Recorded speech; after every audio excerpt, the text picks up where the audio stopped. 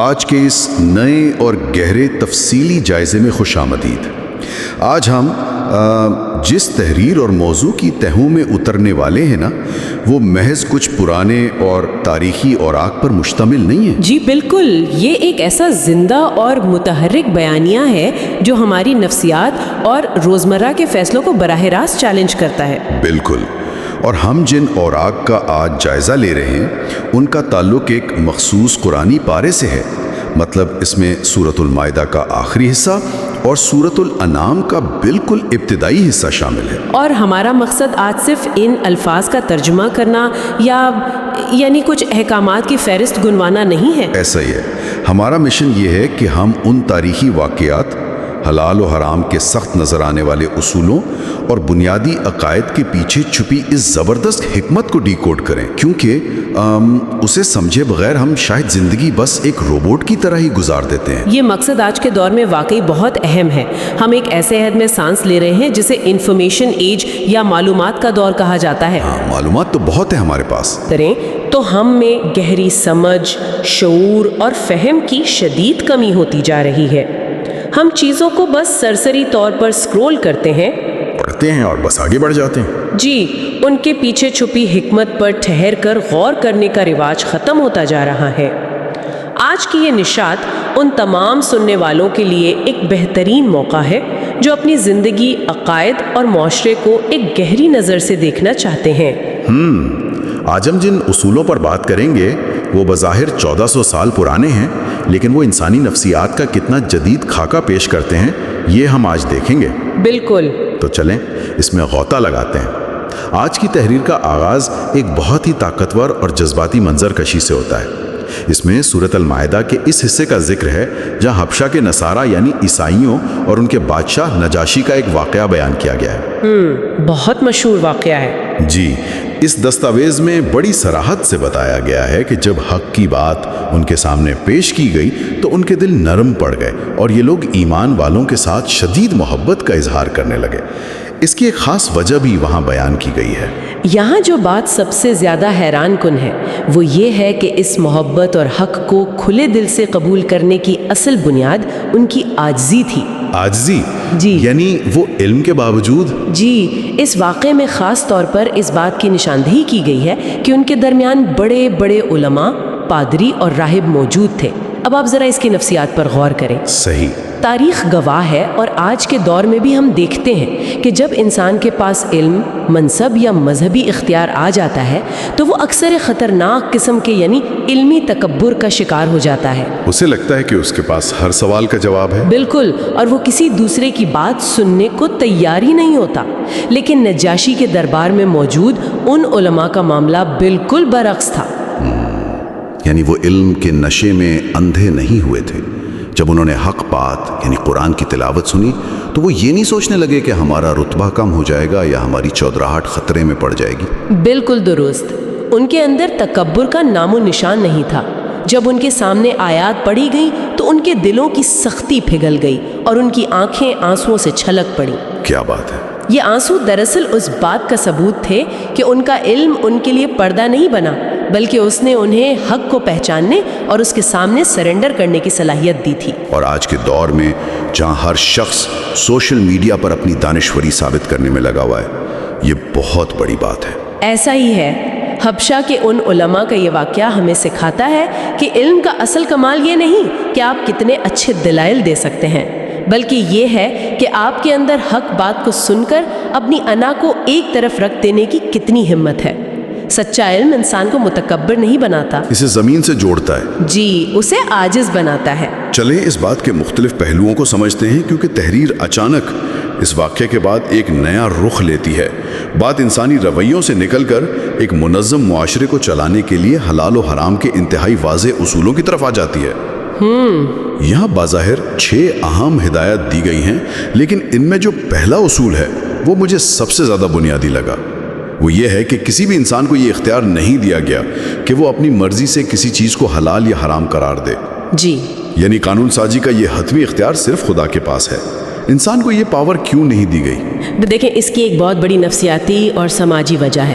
اگر انسانوں کو یہ اختیار مل جائے کہ وہ اپنی مرضی سے چیزوں کو حلال یا حرام کرنے لگیں تو وہ ہمیشہ اپنے ذاتی مفادات، اپنے طبقے یا رجحانات کے تحت فیصلے کریں گے۔ ظاہر ہے طاقتور طبقہ ان چیزوں کو حلال کر لے گا جس میں اس کا فائدہ ہو۔ ان چیزوں کو غریبوں کے لیے حرام کر دے گا جن سے اس کی اجارہ داری قائم رہیں۔ خدا نے یہ اختیار اپنے پاس رکھ کر دراصل انسان کو دوسرے انسانوں کی ذہنی اور معاشی غلامی سے آزاد کیا ہے۔ یہ بہت گہری بات ہے۔ اور اسی تسلسل میں جو دوسرا اصول بیان ہوا ہے وہ قسموں کے حوالے سے ہے، جو کہ انسانی روزمرہ گفتگو کا ایک بہت عام حصہ ہے۔ ہاں، قسموں والا یہ حصہ تو مجھے پرسنلی بہت حیران کر گیا۔ عام طور پر ہم بات بات پہ کہہ دیتے ہیں خدا کی قسم میں نے ایسا نہیں کیا، یا خدا کی قسم میں وہاں جاؤں گا۔ جی، بہت عام عادت ہے۔ اس تحریر نے قسموں کو دو واضح کیٹیگریز میں بانٹ دیا ہے، ایک وہ جو ہم بس عادتاً کھا لیتے ہیں، اور دوسری وہ جو ہم پختہ ارادے سے کھاتے ہیں۔ کیا آپ ان دونوں کا فرق تھوڑا آسان الفاظ میں بتائیں گی؟ ضرور۔ دیکھیں، جو قسمیں انسان بس اپنی گفتگو کے فلو میں بغیر سوچے سمجھے کھا لیتا ہے انہیں اسلامی اصطلاح میں لغو قسمیں کہا جاتا ہے۔ لغو یعنی بے معنی۔ ہاں، مثال کے طور پر آپ دوستوں میں بیٹھے ہیں اور یوں ہی کہہ دیتے ہیں واللہ کل تو بہت بارش ہوئی۔ اس پر خدا کی طرف سے کوئی گرفت نہیں ہے کیونکہ اس میں آپ کی نیت کسی کو دھوکہ دینے کی نہیں ہے۔ اور دوسری قسم جسے یمین یا غموس کہا گیا ہے وہ بہت سنجیدہ معاملہ ہے۔ یہ وہ قسم ہے جب آپ جان بوجھ کر پورے ہوش و حواس میں خدا کا نام لے کر کوئی عہد کرتے ہیں یا گواہی دیتے ہیں، جیسے عدالت میں قسم کھانا۔ بالکل، یا کسی کے ساتھ بزنس ڈیل کرتے ہوئے خدا کو گواہ بنانا۔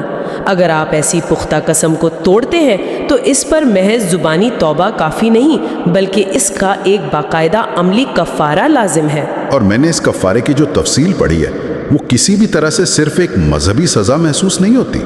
ذرا اس کی شرائط دیکھیں۔ کہا گیا ہے کہ یا تو 10 مسکینوں کو 2 وقت کا کھانا کھلایا جائے، یا انہیں کپڑے پہنائے جائیں، یا پھر ایک غلام آزاد کیا جائے۔ جی، اور اگر مالی استطاعت نہیں ہے تو پھر 3 دن کے روزے رکھیں۔ مجھے بتائیں قسم توڑنے کا غریبوں کو کھانا کھلانے سے کیا کنیکشن ہے؟ یہی تو اس نظام کی خوبصورتی ہے۔ اگر ہم اسے بڑی تصویر کے ساتھ جوڑیں تو ہمیں سمجھ آتا ہے کہ یہ صرف ایک انفرادی جرمانہ نہیں ہے بلکہ یہ ایک زبردست معاشرتی فلاح کا نظام ہے۔ وہ کیسے؟ آپ نے ایک متفقہ وعدہ توڑا جس سے سوسائٹی کا اعتماد مجروح ہوا۔ اب اس غلطی کو بیلنس کرنے کے لیے آپ کو سوسائٹی کے اس طبقے کی مدد کرنی ہے جو سب سے زیادہ کمزور ہے۔ 10 مسکینوں کو کھانا کھلانا بظاہر آپ کی سزا ہے لیکن معاشرے سے بھوک کم ہو رہی ہے۔ واہ، اور غلام آزاد کرنے والی بات بھی اسی طرف اشارہ ہے؟ بالکل، وہ اس دور کے حساب سے انسانی حقوق کا سب سے بڑا قدم تھا، اور جو روزے رکھنے والی بات ہے وہ صرف اس کے لیے ہے جس کے پاس پیسے نہیں ہیں۔ تو چونکہ وہ معاشرے کو مالی فائدہ نہیں پہنچا سکتا وہ روزے رکھ کر اپنے سیلف کنٹرول کی مشق کرتا ہے۔ یعنی اسلام میں عبادات اور حقوق العباد کوئی 2 الگ چیزیں نہیں ہیں بلکہ ایک ہی سکے کے 2 رخ ہیں۔ 100%۔ یہ واقعی ایک زبردست اینگل ہے۔ اس کے فوراً بعد کچھ چیزوں کی بہت سختی سے قطعی ممانعت کی گئی ہے جن میں شراب، جوا، بت پرستی اور جوئے کے پاسے شامل ہیں۔ یہ وہ چیزیں ہیں جو خاندانوں کو تباہ کر دیتی ہیں۔ بالکل کرتی ہیں۔ لیکن اس کے فوراً بعد احرام کی حالت کے حوالے سے شکار کے کچھ بہت ہی مخصوص اصول بتائے گئے ہیں۔ کہا گیا ہے کہ حالت احرام میں سمندر یا دریا کا شکار کرنا تو جائز ہے لیکن خشکی کا شکار قطعی حرام ہے۔ اس تفریق کی کیا وجہ ہے؟ یہ ایک بہت ہی دلچسپ سوال ہے۔ احرام دراصل امن، سلامتی اور خدا کی طرف مکمل توجہ کا نام ہے۔ خشکی کا شکار میں ایک تعقیب ہوتا ہے، ایک قسم کا تشدد ہوتا ہے جو احرام کی پرامن کیفیت سے میل نہیں کھاتا۔ صحیح، انسان ایک جارحانہ موڈ میں آ جاتا ہے۔ جی، دوسری طرف سمندری یا آبی شکار جیسے مچھلی پکڑنا ایک خاموش اور پرسکون عمل ہے۔ اس کے علاوہ قدیم زمانوں میں جب لوگ حج کے طویل سفر پر ہوتے تھے تو سمندری راستوں میں ان کی بقا کا واحد ذریعہ مچھلی کا شکار ہی ہوتا تھا۔ تو ان کی مجبوری کو بھی مد نظر رکھا گیا۔ بالکل، خدا نے آبی شکار کو حلال رکھا تاکہ سفر جاری رہ سکے، لیکن خشکی کے شکار پر پابندی لگا کر یقینی بنایا کہ انسان حالت احرام میں جارحیت سے دور رہے۔ اور اسی جاریت سے دور رہنے کے اصول کو اگلی ہدایت میں مزید وسعت دی گئی ہے، جہاں حرم کو ایک ایسا مقام قرار دیا گیا ہے جس میں داخل ہونے والا ہر انسان، یہاں تک کہ جانور اور پرندے بھی امن میں آ جاتے ہیں۔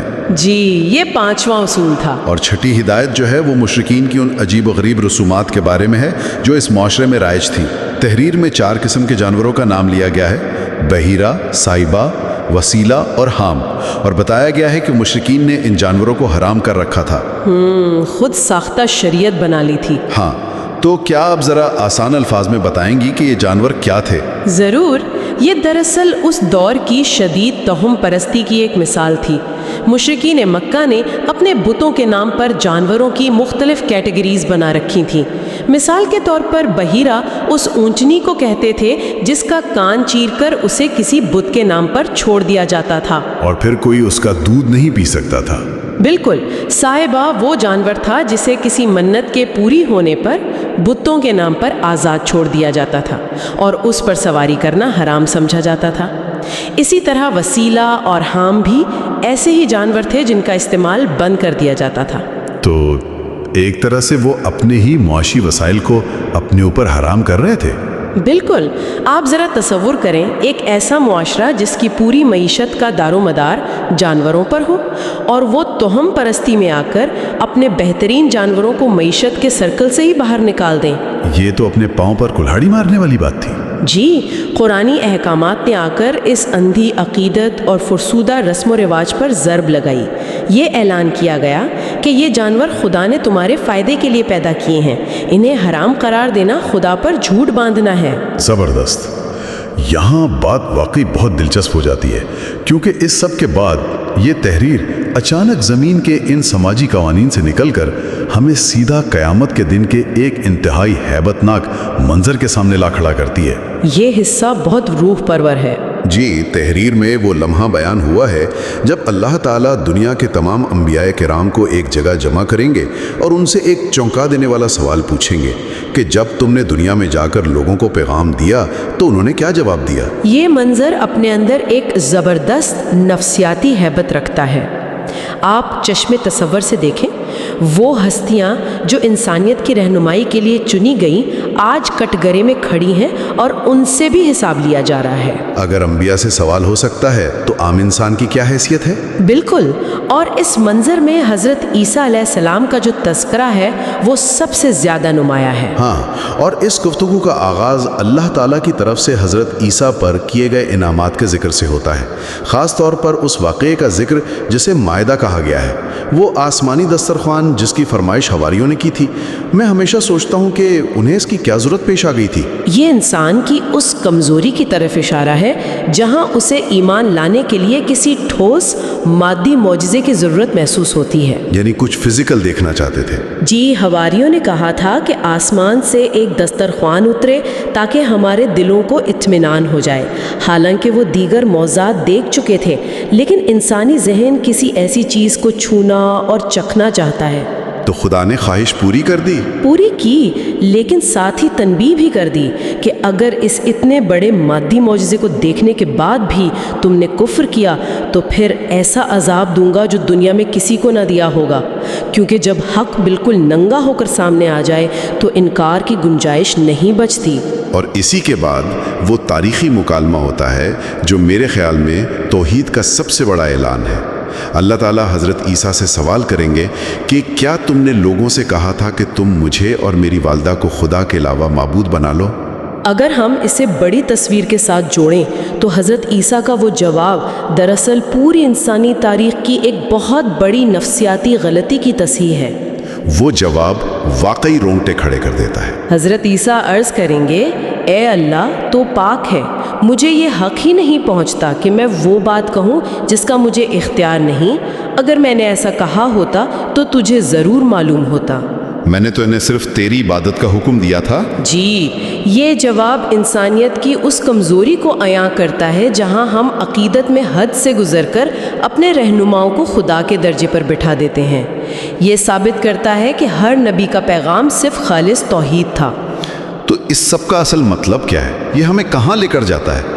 یہیں سے یہ دستاویز سورۃ المائدہ سے نکل کر سورۃ الانعام کے ابتدائی حصے میں داخل ہوتی ہے۔ اور اس صورت کا آغاز 3 بنیادی تصورات کے ساتھ ہوتا ہے: توحید، رسالت اور قیامت۔ بالکل، سورۃ الانعام کے شروع میں توحید کا بیان انتہائی شاندار ہے۔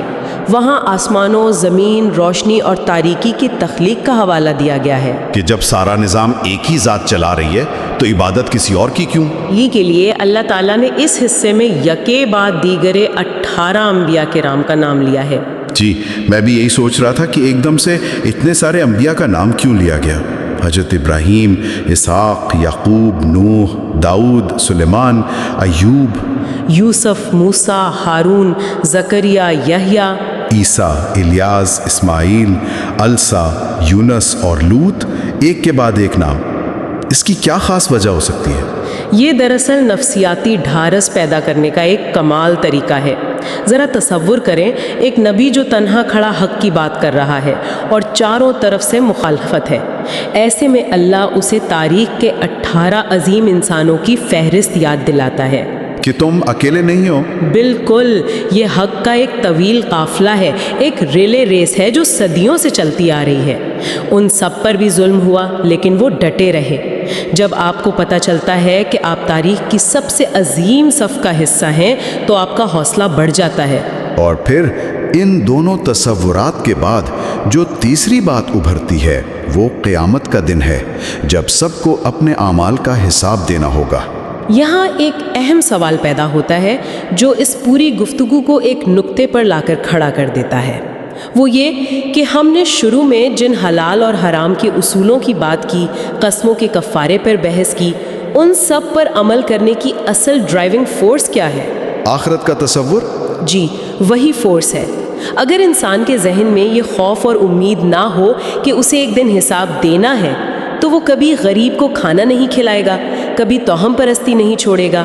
قیامت کا تصور انسان کو ذمہ دار بناتا ہے۔ ہم نے آج کی اس نشست میں واقعی بہت گہرے پہلوؤں پر بات کی۔ نجاشی کے دربار کے علماء کی عاجزی، قسموں کے کفارے کا معاشرتی فلاح کا نظام اور قیامت کے دن حضرت عیسیٰ کا مکالمہ۔